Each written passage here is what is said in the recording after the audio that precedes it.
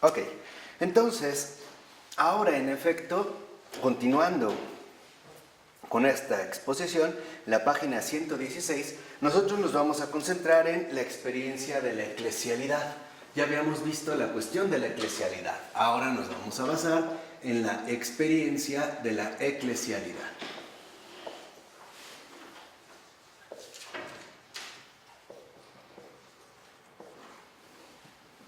¿Qué comienza diciendo Florensky al respecto? Lo vemos al iniciar el párrafo en el segundo renglón. Dice Florensky: la experiencia viviente de la religión como el único medio legítimo de conocer los dogmas. Únicamente fundándose sobre la experiencia inmediata, podemos adquirir una visión de conjunto y hacernos una idea del valor de los tesoros espirituales de la Iglesia. Entonces, lo que vemos es que, en este sentido, la experiencia de la eclesialidad nos lleva a una experiencia viviente de la religión.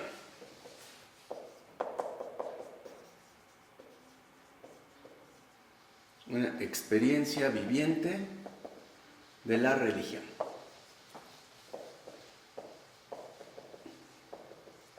Y esta experiencia viviente de la religión es, en efecto, la Iglesia.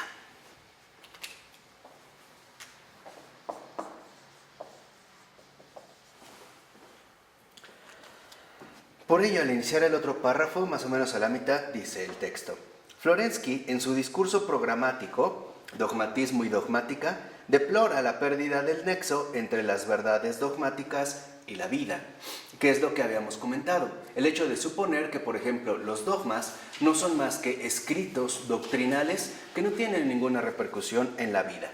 Y esto es justo a lo que lamenta Florensky, y dice: ¿cuántas ideas fundamentales que en un tiempo eran cuestiones vitales se han vuelto extrañas a la conciencia de la mayor parte de las personas? Entonces, lo que vemos es que la experiencia viviente de la religión, a su vez también involucra cuestiones vitales. Y estas cuestiones vitales, en efecto, son las cuestiones que expresan los dogmas.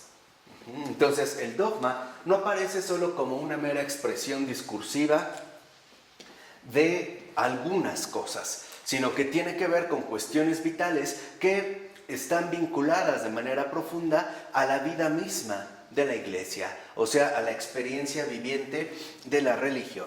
Y en esta 117, unos 5 renglones abajo, dice el texto: se trata de entrar en contacto en la experiencia con la vida que alimenta las fórmulas dogmáticas, para poder comunicar y despertar en el hombre que vive fuera de los dogmas el hálito viviente que los justifica y que se ha hecho inaccesible, con la esperanza de que el hombre contemporáneo pueda acceder de nuevo, desde esta experiencia vivida, a la formulación dogmática que la esquematiza y la ilumina, o sea, el templo de la fe.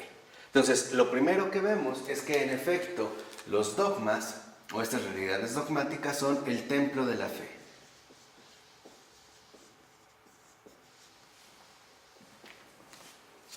Y dice a partir del tercer último renglón: se trata de volver a llenar los dogmas eclesiales de un sentido concreto y vital. O sea, darnos cuenta que los dogmas no son meras fórmulas escritas, letra muerta, sino que tienen un sentido concreto y vital precisamente para la experiencia viviente de la religión y superar esta especie de discurso desligado de la realidad viviente de los propios creyentes. Dice en la cita Florensky: como material para este trabajo utilizaremos, bajo el control de la Sagrada Escritura, nuestra experiencia personal y la experiencia de los otros, recogiendo las diversas expresiones de la literatura ascética y mística, de las obras literarias, de las artes figurativas y de la música. Además, es necesaria una verificación completa de la literatura patrística, que sin embargo no tenga el olfato de sabueso de las confirmaciones, sino que tenga la finalidad de definir los datos psicológicos que hacen hablar al autor de un modo determinado y no de otro diverso. O sea, aquí finalmente Florensky dice que es necesario llevar a cabo una revisión profunda de toda nuestra tradición, ¿no? Y hacerlo también con los elementos con los que hoy en día podemos contar. Y al referirse a la patrística, Insiste Florensky que no solo debemos nosotros quedarnos en la mera confirmación. Por ejemplo, cuando decimos, como dijo fulano de tal, o como dijo San Agustín, o como dijo San Benito, sino que debemos tratar de entender, ¿no?, cuáles son estos datos psicológicos que hacen hablar a los padres de la Iglesia de este modo y no de otro. O sea, captar su experiencia vital. Y esto es algo fundamental, porque en efecto, al referirnos no solo a los padres de la Iglesia, sino a todo el ámbito eclesial, en particular al ámbito eclesial de los santos, no nos debemos conformar con los hechos, sino que debemos captar cuál es la experiencia vital que en efecto ellos nos transmiten. Entonces, no quedarnos en meras citas.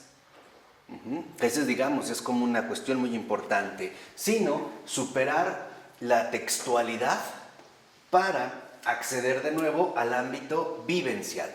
Dice ahí mismo a continuación: estos datos inmediatos, puestos en relación con los datos auxiliares de las ciencias naturalmente históricas, o sea, con el estudio de bases fisiológicas en los fenómenos de la vida espiritual, constituyen la base de la futura dogmática persuasiva. Entonces, lo que vemos es que en efecto, para Florensky es muy importante que en la Iglesia de nuestro tiempo se desarrolle una dogmática persuasiva, o sea, en pocas palabras, una Iglesia que en efecto constituye un cristianismo vivencial.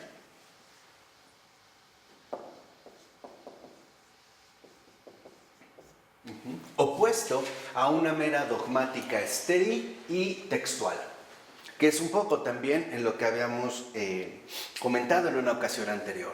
No solo basta con que nos preocupemos, por ejemplo, por la redacción de determinados documentos, por ejemplo, la elaboración de un cierto documento eclesiástico. Necesitamos nosotros darnos cuenta qué implica realmente, qué tipo de vivencia está implicada en una afirmación de este tipo. O sea, finalmente darnos cuenta que si lo que nosotros decimos o nosotros repetimos como dogma, en efecto es aquello que nosotros vivimos. Un ejemplo muy sencillo, pensemos en el credo. ¿Qué significa comenzar diciendo creo? Ya de antemano vemos que nos lleva a una experiencia viviente de la religión. No estoy solo repitiendo de manera mecánica algo textual, sino que en pocas palabras estoy confirmando un compromiso de vida libremente asumido. Decir creo de entrada, que es lo que nosotros pronunciamos al inicio y que de hecho por eso se llama credo, ¿no? Digo creo, lo que en realidad estoy afirmando es que vivo de esa manera. O sea, que vivo como un creyente. No solo es una fórmula textual que yo repito, vuelvo a insistir, de manera estéril y textual, sino que lo asumo en pocas palabras como la descripción más esencial de mi propia vida. Y vivir como creyente significa que para nosotros lo primero es lo que no se ve. Y después, esto mismo que no se ve, no separarlo, desligarlo con lo que sí se ve. O sea, decir creo significa que en pocas palabras vivo de la fe. Y por lo tanto, mi contexto vital se traduce en un templo de la fe en el cual en efecto están vinculadas todas las cuestiones vitales para cualquier tipo de ser humano. Así es como empezamos a ver ahora la experiencia de la eclesialidad. Empezamos a ver precisamente los rasgos centrales que caracterizan esta experiencia y que por lo tanto también nos remiten de manera directa a un cristianismo vivencial. Esta es la dogmática persuasiva que en efecto Florensky considera que es sumamente necesario recuperar nuevamente en los tiempos actuales. ¿Por qué? Porque si no nosotros estaríamos, digamos, condenados a la mera esterilidad textual, a la repetición verbal de algo que de hecho no vivimos. Lo mismo pasaría, por ejemplo, en el caso del Padre Nuestro. ¿Qué significa orar o decir esta oración? Porque los discípulos le dicen a Jesús, enséñanos a orar. No les dice, enséñanos a decir ciertas cosas, enséñanos a orar. Y si yo digo, Padre, y yo realmente vivo lo que digo, si realmente tengo un cristianismo vivencial, entonces asumo de antemano que tengo una relación muy particular y bastante definida y precisa con respecto al Padre. Es decir, que si yo le digo Padre es porque acepto que soy su hijo y que por lo tanto no soy ningún huérfano, ni ningún desamparado, ni tampoco un desdichado errante en el mundo que va ahí, digamos, totalmente desprotegido o abandonado a su propia suerte. Rezar, en este sentido, el Padre Nuestro, decir el Padre Nuestro, es confirmar nuestra situación vivencial, situación que se traduce en nuestra vivencia fundamental de hijos. Y además, si a esto le digo Padre Nuestro, acepto que entonces los demás poseen esta misma condición y que por lo tanto son real y concretamente hermanos míos. Hermanos que provenimos y que también en este sentido poseemos un mismo Padre. Dice al iniciar el otro párrafo, como 4 renglones abajo, se trata de la totalidad de las expresiones concretas de la vida espiritual. Y eso es lo que buscamos, expresiones concretas, o sea, vivencias cristianas auténticas. Estas expresiones concretas de la vida espiritual que en efecto se traducen, en pocas palabras, en experiencias de vida, en manifestaciones precisas de estas cuestiones vitales que están implicadas en nuestra experiencia viviente de la religión. Y 5 renglones abajo. El objetivo será volver a proponer a la conciencia el dogma ya formulado, pero cargado esta vez con todo el peso de la vida vivida en su más alta cumbre. Entonces, lo que vemos es que el cristianismo vivencial nos lleva a asumir la vida, o sea, el dogma, en su más alta cumbre.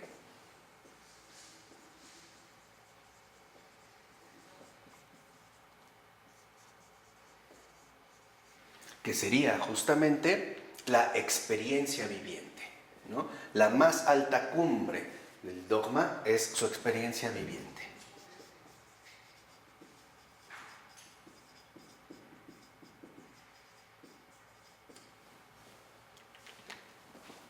Y sigue diciendo Florensky. Ay, me perdí. Así. En su combate religioso y en sus búsquedas reales, en el fracaso de las fuerzas humanas y en el logro de la superación de las contradicciones. Entonces, aquí aparecen 4 rasgos muy importantes que esta experiencia viviente tendrá que ir asumiendo a lo largo precisamente de su desarrollo. Primero, combate religioso. Podríamos decir su permanencia en la verdad y por lo tanto también su separación con respecto al error. Segundo, búsquedas reales. Estas búsquedas reales nos conducirán entonces a profundizar cada vez más y, como dijera Emmanuel Mounier, a buscar ir cada vez más lejos. A ir en esta búsqueda que en efecto nos conduce a profundizar y por lo tanto también a madurar. Y también fracaso de las fuerzas humanas.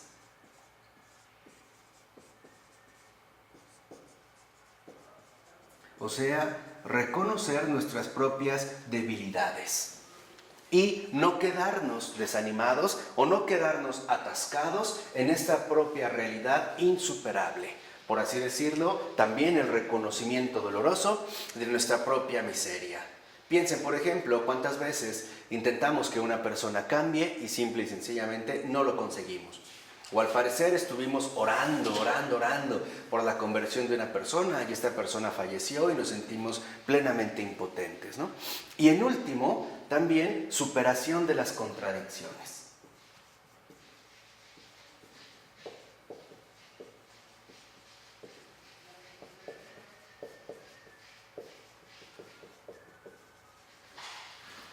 De tal manera que entonces estos 4 aspectos, combate, búsquedas, fracasos y superación, es lo que para Florensky representa justamente la síntesis espiritual.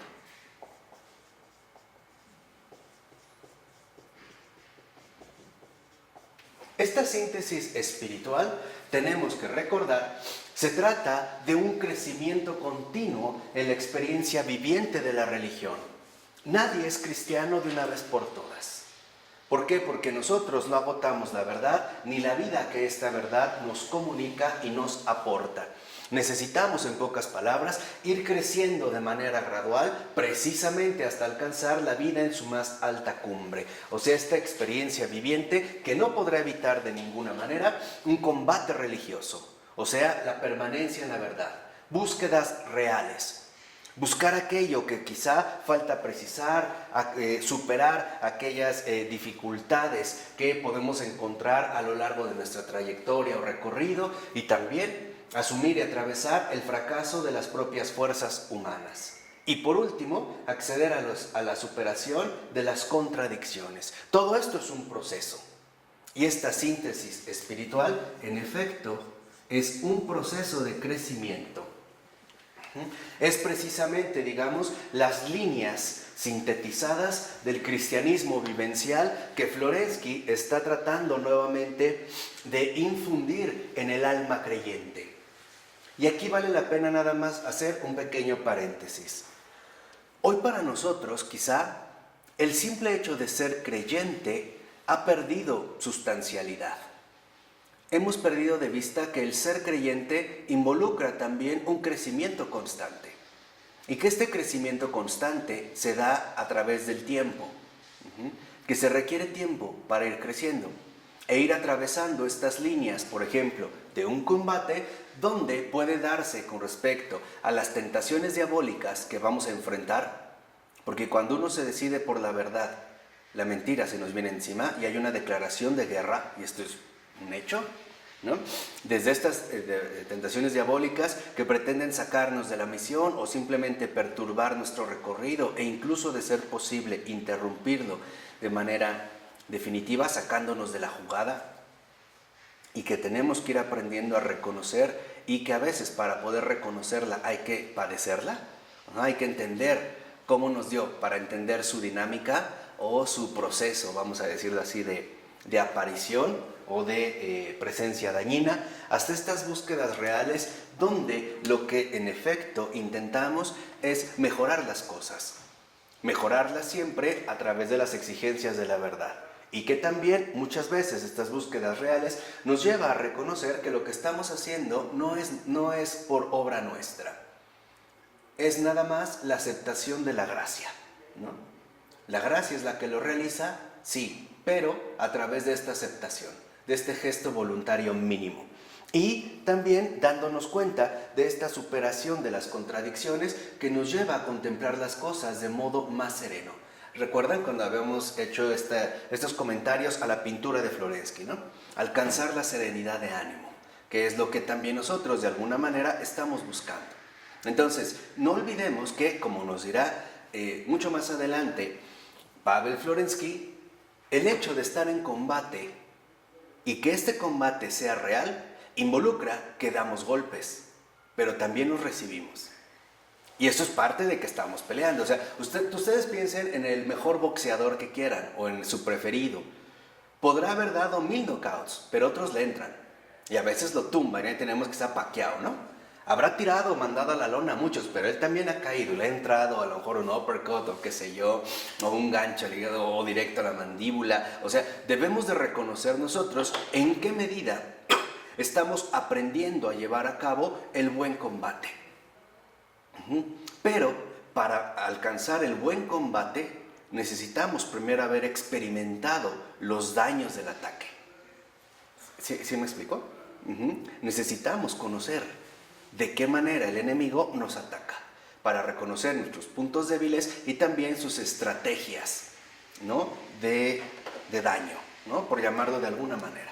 Esto es fundamental porque a veces también tal parece que pensamos en la vida espiritual como en algo enteramente superficial y descarnado de nuestra realidad humana. Y no es así. La vida espiritual para nada está desligada de nuestra propia realidad humana, y por eso también se lleva tiempo. Tiempo para ir creciendo en este camino. Tiempo para alcanzar la vida en su más alta cumbre. o sea, esta dogmática viviente, esta dogmática de vida. Por ello también aquí es cuando Florensky reconoce que esta síntesis espiritual o este proceso está también basado o apoyado, sostenido por la escritura. ¿Por qué? Porque la escritura aparece como el espejo de la existencia. Entonces podríamos decir aquí algunas cosas. Primero, la escritura ofrece al hombre respuestas a cualquier tipo de preguntas con respecto a cuestiones vitales. Vuelvo a repetir, la escritura no da respuesta a todo, no es un oráculo. La respuesta, la escritura nos responde a lo que realmente es esencial para nosotros a lo largo de nuestra existencia. Porque lo que está de por medio es la salvación. Y no solo nuestra propia salvación, sino la salvación de todos los demás. Entonces la escritura aparecería en este sentido como un espejo de la existencia. Entonces, a través de la escritura, dirá Florensky, nosotros también podemos ir creciendo en este cristianismo vivencial que nos lleva también a percatarnos de esta experiencia viviente que requiere también una guía fundamental, una guía de existencia, ¿no? Una guía que nos permita a nosotros también adquirir esta experiencia viviente de la religión. De ahí pues entonces que lo que está buscando en este sentido Florensky es que el dogma cumpla con su misión. Entonces el dogma tiene una misión. ¿Cuál es la misión? Salvaguardar la síntesis superior de la vida. Esa es la misión del dogma. O sea, el dogma no es escritura. El dogma en este sentido es, digamos, un custodio fundamental de la conservación y adquisición de esta síntesis superior de la vida.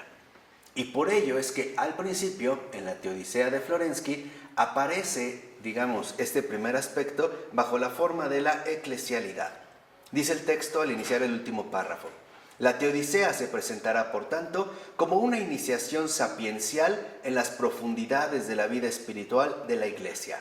Ese ámbito de realidad humano-divina, la eclesialidad, precipitado de la vida de las generaciones cristianas en el tesoro de la Communio Sanctorum. Entonces, en este tesoro lo que encontramos es que la Escritura, como espejo de la existencia, es justamente lo que nos transmite a nosotros la sabiduría de vida. Por eso tampoco es un manual de consejos. En realidad nos transmite la sabiduría divina de vida, que no es otra cosa más que la misma sabiduría divina. Es Dios mismo el que nos enseña a recorrer el camino de la vida y a recorrerlo a la luz, en este sentido, de la verdad.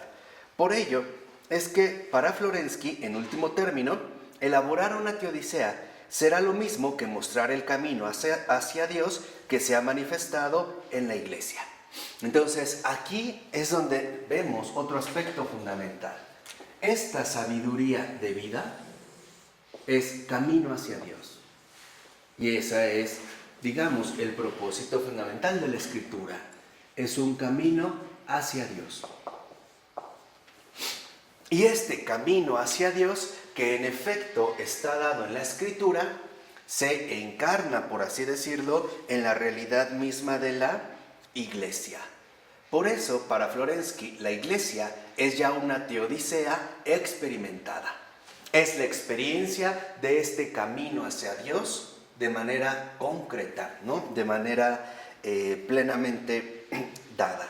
Por ello es que Florensky concede que en último término,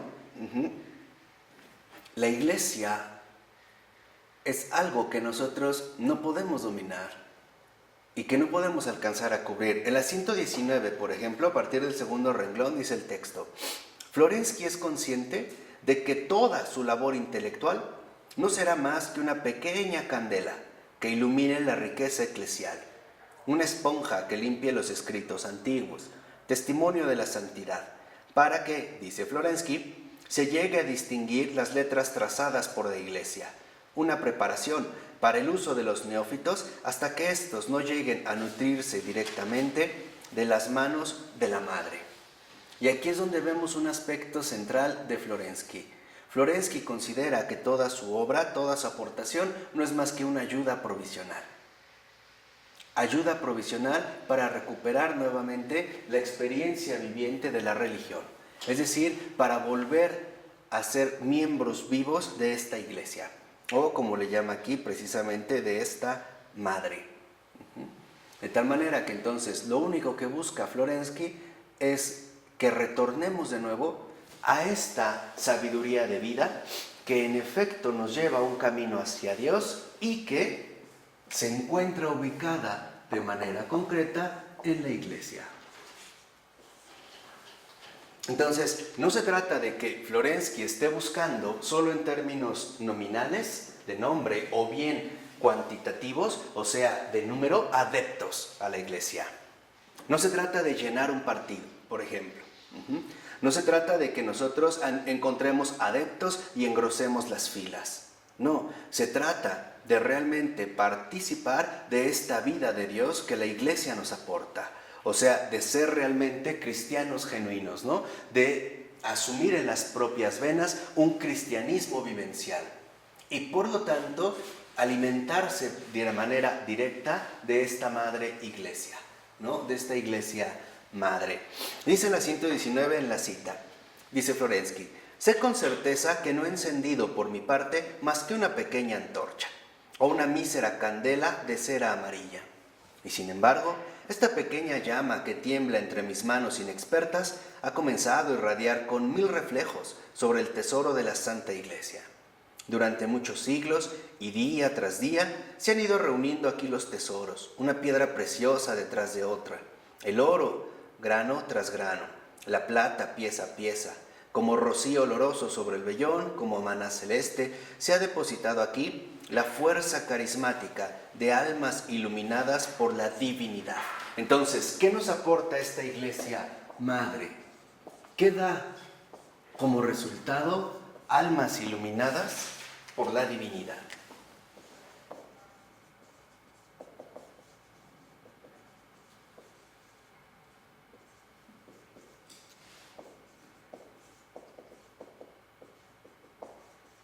Entonces, estas almas iluminadas por la divinidad son los auténticos hijos de la iglesia. O sea, partícipes de esta sabiduría divina que no es otra más que este camino hacia Dios que en efecto la iglesia nos proporciona en este mundo. Dice: como las perlas más preciosas han sido recogidas aquí las lágrimas de corazones puros. Y aquí vemos otro aspecto. Estas almas iluminadas por la divinidad, estos hijos de la iglesia, son en efecto corazones puros. O sea, santificados. Aquí aparecerían justamente estos corazones puros. Dice: tanto el cielo como la tierra han aportado su contribución a lo largo de las edades.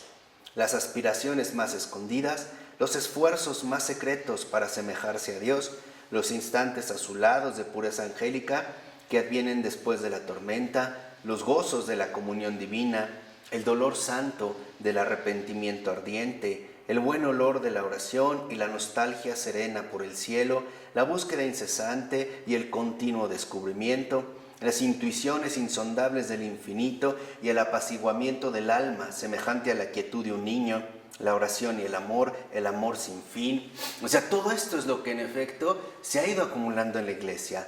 Los siglos han pasado, pero todo esto ha permanecido y se ha acumulado. Y cada uno de mis esfuerzos espirituales, cada suspiro que se escapa de mis labios, hacen precipitar en mi ayuda toda la reserva de energía de gracia así acumulada. Entonces, aquí vemos también algo extraordinario.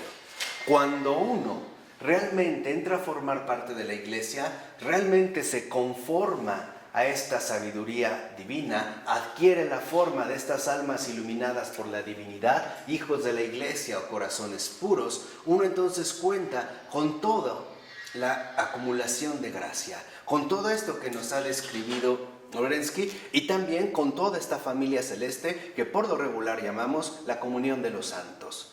Entonces, lo que vemos es que los corazones puros son los que han sido entregados en la gran familia celeste. Los corazones puros conforman la gran familia celeste. Entonces, no se trata de que recorremos una especie de camino individualizado o enteramente subjetivo, donde lo que alcanzamos es una especie de pureza extraña o inaccesible. No, simplemente hemos sido ahora recibidos en esta familia celeste, es decir, en la comunión de los santos. Por ello, lo que vemos en la página 120, después de iniciar el apartado 2.1, es que el tesoro de la vida ascética, de la afectividad transfigurada por la gracia, las perlas del combate de la fe, todo esto ha creado una tradición acumulada, la eclesialidad. Entonces, esta familia celeste, en efecto, es una tradición acumulada.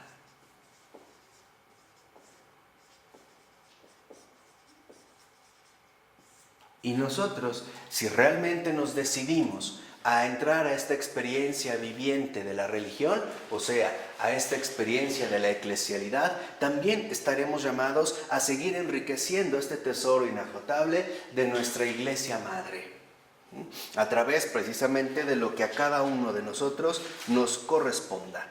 Por ello, por ejemplo, Florensky subraya el carácter viviente de esta tradición. O sea, esta tradición no es una tradición, vuelvo a insistir, una tradición bibliotecaria, de letra muerta. Es una tradición viviente, donde han estado involucradas desde el arrepentimiento ardiente de muchas almas hasta lágrimas fervorosas y aportaciones de todo tipo.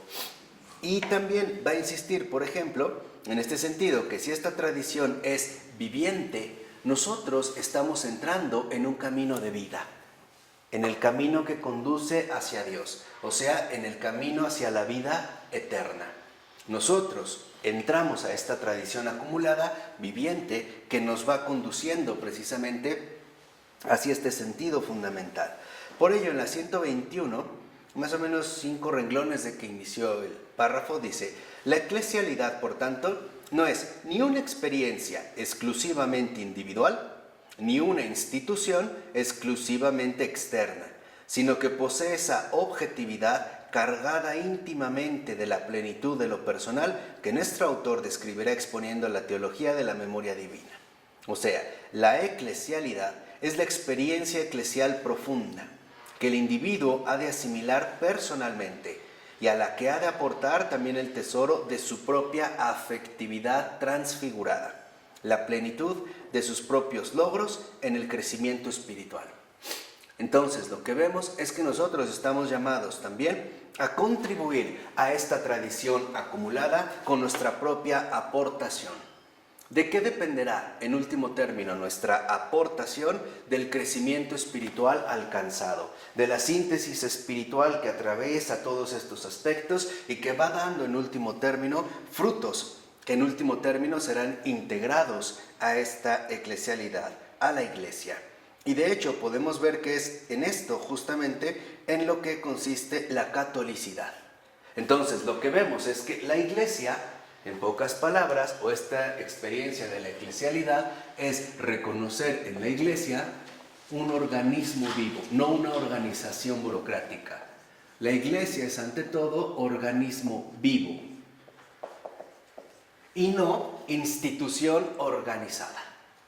¿Sí queda claro? A la manera como las instituciones se han empezado a desarrollar a partir del auge del Estado moderno, ¿no? Donde quizá los criterios más fundamentales que aparecen en la instauración de estas instituciones modernas sean los siguientes: administración y eficiencia, ¿no? O sea, productividad. Y para ello es que se requiere toda una administración, en pocas palabras, para dar resultados. Y resultados que de preferencia sean inmediatos o bien a corto y mediano plazo.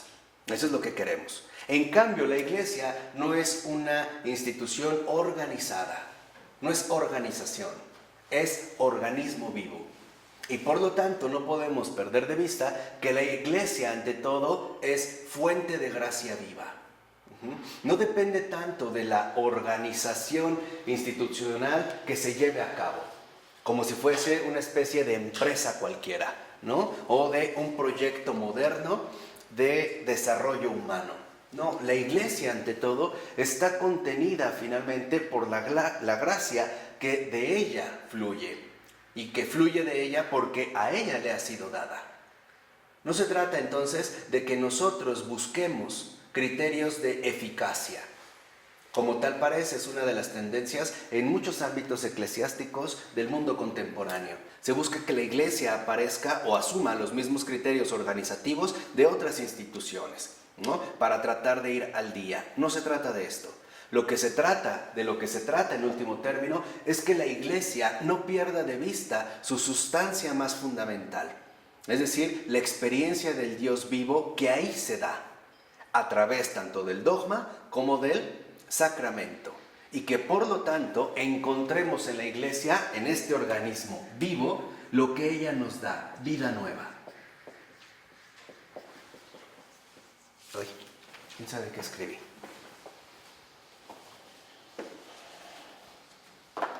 Que en efecto encontremos en esta iglesia vida nueva. Mientras esto no se dé, la iglesia va a seguir pareciendo como una institución impotente para responder a las exigencias actuales. En otras palabras, nosotros, por ejemplo, hoy en día necesitamos enfatizar mucho la vivencia de la gracia. Y esto nos lleva a que los criterios que asumimos no sean precisamente los criterios organizativos, administrativos, sociales, económicos, políticos, etcétera, que dominan en las demás instituciones, sino que realmente mostremos que la iglesia nos aporta algo más que una simple organización eficiente, que la iglesia nos aporta una vida nueva donde empieza a resplandecer la resurrección del Señor, este Dios vivo que sí cambia todas las cosas. Esto de verdad es muy fundamental, porque si no, incurriremos en situaciones bastante deplorables. Ejemplo, hoy no es para nada raro que cuando una pareja decide casarse y va a tomar sus pláticas prematrimoniales, muchas veces estas pláticas se reducen a una o a dos. Y en general, el tema principal de estas pláticas prematrimoniales es la administración. Es curioso cómo te dan literalmente una cátedra de administración, ¿no? O sea, que tengas en primer lugar claro cuánto es lo que ganas, en qué consiste tu empleo y sobre eso, digamos, organices tu planificación familiar. O sea, dicho brevemente, tal parece que en muchos casos, no en todos, pero en muchos casos sí, el énfasis está en el dinero y en la administración económica de este recurso. Pero lo primero que uno se pregunta es, ¿y la gracia? ¿Y el sacramento? ¿Realmente la prioridad para un matrimonio son las condiciones materiales de existencia que tenemos según el trabajo y según el ingreso? ¿Es eso realmente lo que nos aporta la iglesia? Eso te lo puede dar una empresa, eso te lo puede dar cualquier otro criterio. No está mal, entiendan. Lo que estoy diciendo es que en realidad la iglesia nos da algo más. Y es este algo más lo que nosotros debemos enfatizar ante todo. Porque criterios de eficiencia, en efecto, los podemos asumir. Pero como cristianos, la eficiencia no es idéntica al éxito. Y aquí es donde nosotros confundimos a veces las cosas. Hoy nosotros queremos personas eficientes, es decir, los pensamos en términos de personas exitosas, que den buenos resultados, ¿no? Y mientras más pronto, mejor. Pero la eficiencia cristiana no consiste en obtener éxitos humanos, sino más bien en el fracaso rotundo de la humanidad para llevar a cabo los planes de Dios. Y esta es una de las grandes paradojas cristianas. La eficiencia cristiana consiste en que Dios domine por encima de los proyectos del hombre. Esa es la eficiencia. Y esto involucra el fracaso humano. O sea, en pocas palabras, la eficiencia cristiana consiste, dicho brevemente, en lo siguiente: que las cosas no se hagan como yo puedo, sino como Dios sí puede. Que las cosas no se limiten a lo que yo, en términos humanos, puedo realizar, sino que se dé ese algo más, ese plus donde se ponga de manifiesto la presencia de Dios. No sé si me explico. Entonces, hoy en día esto es fundamental, ese es un llamado, de verdad, muy claro en estos tiempos, es uno de los signos de los tiempos, a que nos demos cuenta que si de verdad somos miembros vivos de la Iglesia, si realmente somos hijos de esta Santa Madre, lo que tenemos que manifestar es la presencia de Dios y no la presencia de criterios enteramente funcionales, según los estándares de la vida moderna. O sea, lo que debemos de manifestar como Iglesia no es un criterio de eficiencia administrativa, sino más bien una experiencia profunda religiosa, viviente, donde lo que se hace presente es que Dios sí actúa y que por lo tanto sí cambia y transfigura la realidad humana, así sea una realidad que todos daban por perdida. Esto es lo que tenemos que manifestar, luz, no éxito, no éxito. Incluso históricamente, tal parece que el Señor no nos invita a tener éxito, no en la manera como nosotros entendemos el éxito. ¿Cuántas almas santas han muerto en el mayor de los anonimatos y desconocimientos? ¿Quién se enteró? Nadie. Porque si nosotros seguimos los criterios del éxito moderno, la pregunta es, ¿cuántos realmente logran sobresalir? ¿Y qué pasa con todos los demás? Quedamos en un completo fracaso, ¿no?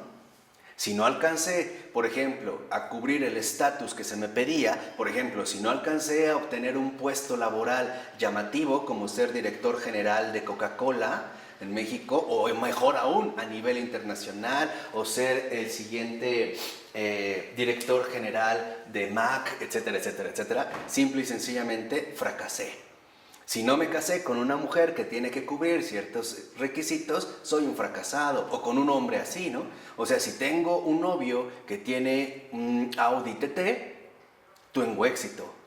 Pero si tengo un novio que solo tiene puro DDT, entonces fracasé, ¿no? O sea, aquí es lo que quiero que entiendan, de qué manera nuestros conceptos actuales también requieren una especie particular de clarificación.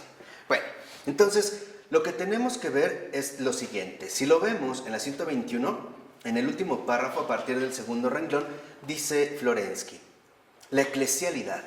Este es el nombre del refugio donde la inquietud del corazón se apacigua, donde las pretensiones del entendimiento se calman, donde un gran reposo penetra la razón. Entonces, fíjense, lo primero que encontramos aquí en esta vida nueva son tres cosas también. Hay como un sello marcadamente trinitario, ¿no?, que va emanando. Primero, refugio. En la iglesia encontramos refugio. 2, calma. Y 3, reposo. Entonces, podríamos decir, lo fundamental es que la Iglesia, en esta vida nueva que hace posible y que nos transmite a todos y cada uno de nosotros, lo primero que nos da es descanso. Descanso de las inquietudes intelectuales que tanto nos agobian. Descanso, calma, reposo de todas aquellas emociones que de una u otra manera nos lastiman a nosotros mismos. Por ejemplo, el resentimiento, por mencionar un caso. ¿Qué dañino es para el alma humana? Es literalmente una serpiente de dos cabezas, y que jalan en sentidos opuestos. Por ejemplo, la envidia, el odio, el coraje, cualquier tipo de emoción que daña la dignidad humana, la Iglesia nos lleva a dejarlas de lado para esta vida nueva a través, por ejemplo, del perdón y la reconciliación. Y entonces nuestra vida ya no es una vida dominada, por ejemplo, por inquietudes intelectuales que lo único que hacen es perturbarnos y quitarnos la calma. Estas búsquedas, en cierta manera estériles pero bastante dolorosas, de aquellos que se quiebran la cabeza y que se dan cuenta que no encuentran explicación alguna, ¿no? O bien los que simple y sencillamente permiten que sus emociones los desordenen de tal manera que los lleven a postrarse, incluso a doblegarse ante el peso de todo esto que han ido acumulando a lo largo de su vida. Por eso lo que en realidad nos ofrece en este sentido la Iglesia es reposo. Reposo. Y esta es la base fundamental de la vida nueva. Por ello es que nosotros en este sentido comprendemos lo siguiente. En la 123, al iniciar la página, dice el texto: la eclesialidad radica en el nivel ontológico más profundo de la vida. ¿De acuerdo? La eclesialidad radica en el nivel ontológico más profundo de la vida. ¿Qué quiere decir? Que la Iglesia, esta nueva vida, no es solo una vida superficial, sino que nos aporta un nuevo ser. Está en lo más hondo, ¿no? En el nivel ontológico más profundo de la vida. Porque lo que en efecto nos transmite la eclesialidad es la transformación completa de nuestra propia vida, a través precisamente de esta experiencia viviente de la religión. Dice Florensky, fíjense, al iniciar la otra cita, dice: poco importa que yo no pueda, ni que haya podido, pueda, ni ciertamente podrá, ni que nadie haya podido, pueda, ni ciertamente podrá definir lo que es la eclesialidad. Que los que se esfuerzan en ello se disputen y refuten mutuamente sus fórmulas de la Iglesia. Y aquí es donde vemos un aspecto central. Para Florensky, la Iglesia no se expresa en fórmulas, se expresa en vivencias. Y de estas vivencias se formulan adecuaciones racionales pertinentes, que es lo que habíamos dicho. Primero vivencia, después escritura. Primero experiencia, después redacción. Dice: el hecho mismo de que ésta sea indefinible en términos lógicos, de que sea inaferrable, inefable, ¿no prueba justamente que la eclesialidad es la vida? Una vida especial, nueva, dada a los hombres, pero como toda vida, inaccesible al entendimiento, que es lo que habíamos comentado hace un momento, ¿no? A veces, simple y sencillamente, qué difícil es para nosotros mismos definir un cierto estado emocional que estamos viviendo, ¿o no? Como que mi entendimiento no da para tanto. ¿O nunca han sentido de verdad la limitación del lenguaje, por ejemplo? Cuando algo te sucede y no tienes palabras, pero ¿qué tal un llanto? O un grito, o un gesto, o a veces hasta un desmayo, ¿no? Algo así. Entonces, precisamente Florensky considera que las fórmulas no son la expresión real de la Iglesia. No se reduce a meras fórmulas, a un documento escrito de manera coherente y perfectamente lógica. Dice a continuación: las divergencias en la definición de la eclesialidad, la posibilidad de diversos intentos de determinar bajo ángulos distintos por las palabras lo que ella es, esta variedad de fórmulas incompletas y siempre inadecuadas por las que se pretende describirla, todo esto, ¿no nos confirma también por la experiencia lo que nos había dicho ya el apóstol? La Iglesia es el cuerpo de Cristo, la plenitud de aquel que lo llena todo en todos. Y se refiere a la carta a los Efesios, capítulo 1, versículo 23. Entonces, ¿cómo esta plenitud, este pleroma de la vida divina, podrían ser encerrados en el sepulcro estrecho de una definición lógica? Entonces, lo que nos vuelve a insistir es que no podemos tratar de encerrar la eclesialidad, la vida eterna, la verdad, la vida eterna que nos aporta la verdad viviente, no la podríamos estrechar en el sepulcro limitar al sepulcro estrecho de una mera definición lógica. Entonces podríamos decir, la Iglesia primero se vive, después se define. Porque esa es la dinámica fundamental de la verdad. La verdad primero se experimenta, después se expresa.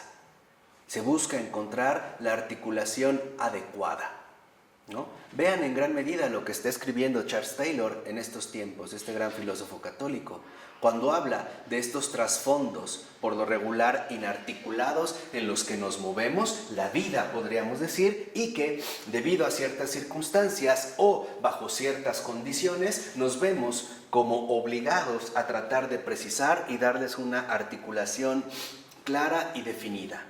En pocas palabras, Vivimos y después hablamos de lo que vivimos. Pero la vida en este sentido es previa.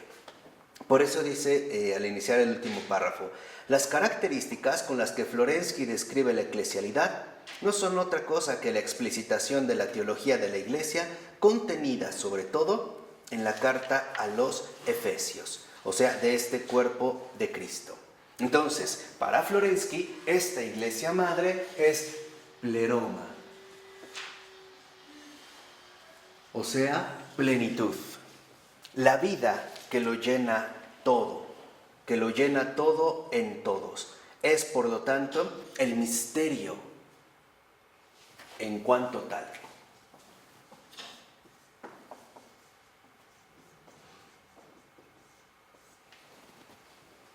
El misterio de la vida de Dios mismo.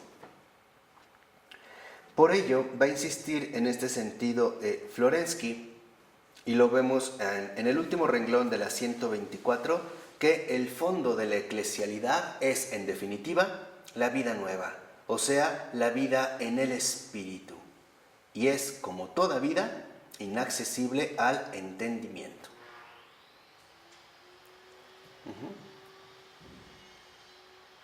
¿Por qué es inaccesible al entendimiento? Porque lo desborda. Porque no es exactamente traducible a los términos o conceptualizaciones lógicas que nosotros solemos utilizar justo en el momento de referirnos a las cosas que nos rodean, o sea, a la realidad misma. Este, dicho sea de paso, es una gran tentación para los intelectuales.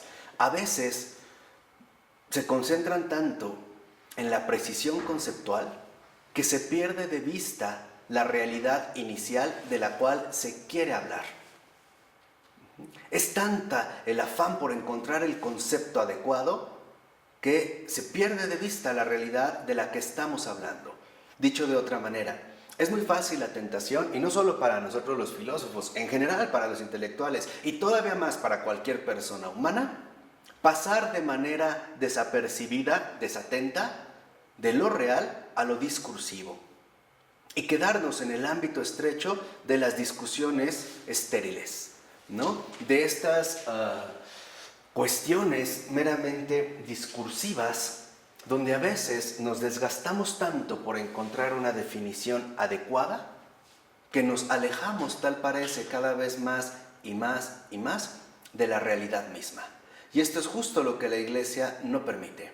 La Iglesia, en este sentido, la eclesialidad, nos recuerda que esta vida nueva, esta vida en el Espíritu, es un misterio que desborda por completo tanto nuestra capacidad intelectual como nuestra realidad afectiva. En pocas palabras, la Iglesia es aquello donde lo humano se convierte en algo verdaderamente sobrehumano. Es el lugar donde Dios y hombre entran en comunión y no solo se comunican. La Iglesia es donde uno va aprendiendo de manera gradual la manera en la que Dios vive y quiere que todos y cada uno de nosotros también vivamos. ¿De acuerdo? Vamos a dejarle hasta aquí. En el nombre del Padre, del Hijo y del Espíritu Santo.